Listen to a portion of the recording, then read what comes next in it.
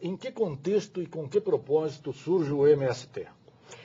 Olha, o MST ele surge no finalzinho da década de 70, quando ocorre no Brasil a chamada modernização dolorosa, né, chamada pelo Graziano, que existia um grande atraso no campo, os camponeses muito pobres, e achava o seguinte, que modernizando o campo resolveria. Primeiro que você aceleraria o processo industrial, produzindo máquinas, implementos para o próprio campo. E também, um fenômeno interessante que a construção de Itaipu, ela criou muitos trabalhadores sem terra, deixou muitas pessoas sem terra. No sul do país também o endividamento. Essa coisa do pequeno proprietário de terra, ele achar que pode desenvolver atividade nos mesmos moldes do agronegócio. Então, muitas pessoas, eu trabalhei no Banco do Brasil muitos anos, 21 anos, e eu me lembro que na década de 80, muitas pessoas financiavam as atividades agrárias no Banco do Brasil. Muitos trabalhadores perderam as terras. Então, criou um contingente muito grande de trabalhadores sem terra. Também, em 75, foi criada a Comissão Pastoral da Terra, que começou a questionar a existência daqueles trabalhadores sofrendo muita violência no campo. Então, esse foi o contexto, segundo os vários autores que eu pesquisei, que deram surgimento ao MST. Qual a importância da Constituição de 88 exatamente para alavancar a luta pela terra e pela reforma agrária? Eu acho que até mais para legitimar, já que existia um fermento, primeiro com as ligas camponesas, depois interrompido com a ditadura militar. No processo de redemocratização e até com a criação do primeiro Plano Nacional de Reforma Agrária, José Gomes de Souza, que foi presidente do INCRA, etc. Então, nós retomamos, mas a grande diferencial é que agora tem um capítulo próprio na Constituição que trata da reforma agrária, que é inédito. Nenhuma outra Constituição tratou expressamente da reforma agrária, essa é a primeira. E o reconhecimento da propriedade da terra... Da função social da propriedade. Perfeito, né? Exatamente. O que representa o MST hoje no Brasil? Olha, professor, hoje, há muito tempo, desde já a década de 80, não há, como falar em movimento social organizado no Brasil, na América Latina, o MST é muito conhecido também fora do Brasil. Eu já estive fora do Brasil e todo mundo quer uma camisa do MST. Então, o MST hoje, ele representa...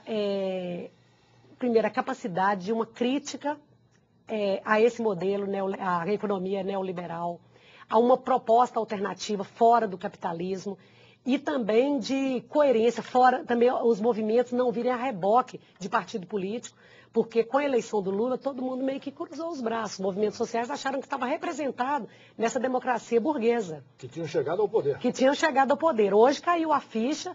E o MST está nos ensinando também o aprendizado das ligas camponesas, que a Liga Camponesa era muito ligada ao Partido Comunista do Brasil. Quando o PCB passou para a ilegalidade, as ligas camponesas desapareceram, elas também sofreram a repressão. Então o MST não é partido, não tem pretensão de ser um partido político e ele fortalece muito o chamado poder popular no Brasil. Nós não ficarmos refém só de uma democracia burguesa, mas de uma democracia popular. Perfeito. No segundo bloco, nós vamos analisar como aprofundar a reforma agrária no Brasil. Vamos para um rápido intervalo e em instantes continuaremos a conversar com a advogada Delze dos Santos Laureano. Um momento só, voltaremos já.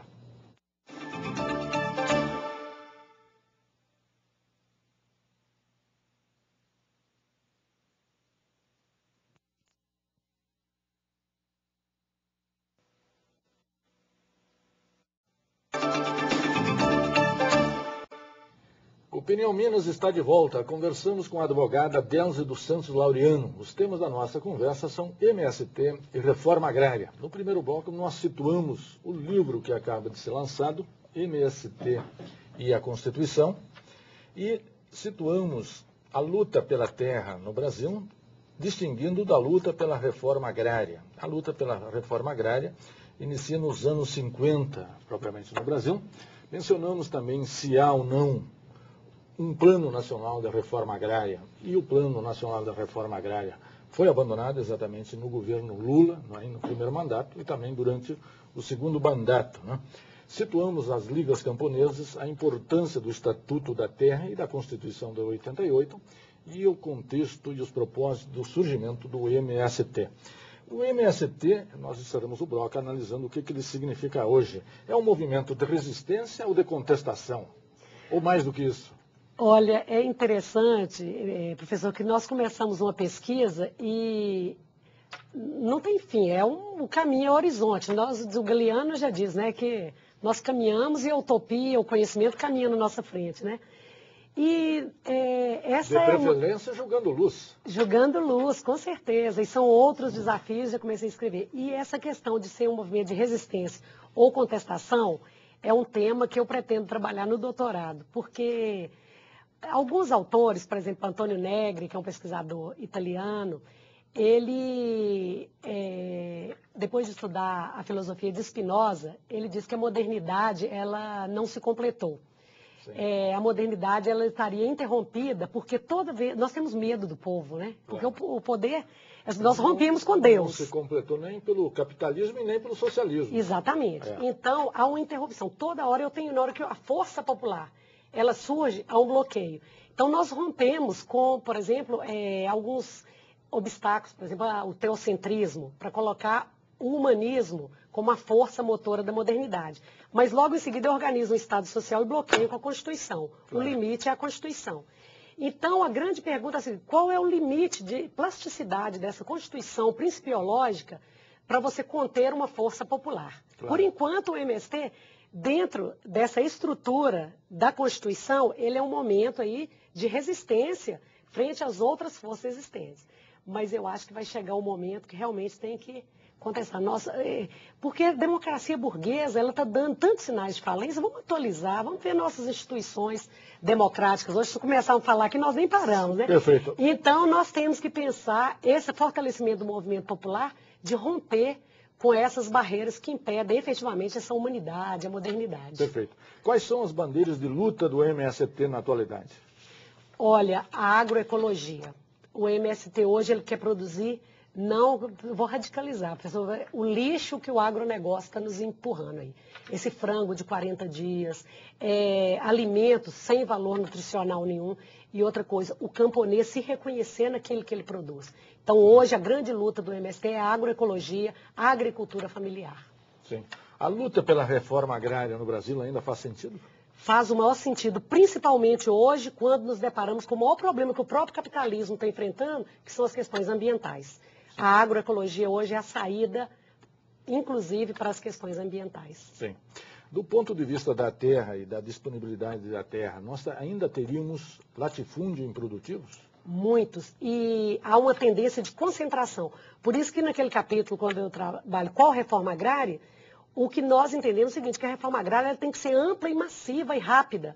Porque se não se faz a reforma agrária, a pressão capitalista em cima da agricultura familiar, ela é tão grande. Vou dar um exemplo agora, por exemplo, a questão do etanol. A monocultura do eucalipto. Quantas famílias hoje têm uma pequena propriedade, ao invés de estar produzindo alimento, estão optando por plantar eucalipto ou plantar cana. Sim. Então a pressão hoje, principalmente dos chamados agrocombustíveis, está muito grande. Nós temos que realmente fortalecer essa agricultura familiar para produzir alimentos, consumo interno, e não ficar eternamente o Brasil colônia produzindo só matéria-prima para exportação. Chega. Por exemplo, aqui em Minas, há muitos latifúndios improdutivos? Qual é a estrutura da terra que predomina aqui em Minas? Muitos latifúndios improdutivos. E outra coisa que é importante nós temos um pouco mais de atenção é o seguinte, muitas vezes fala assim, a questão da terra está atrelada à política agrícola.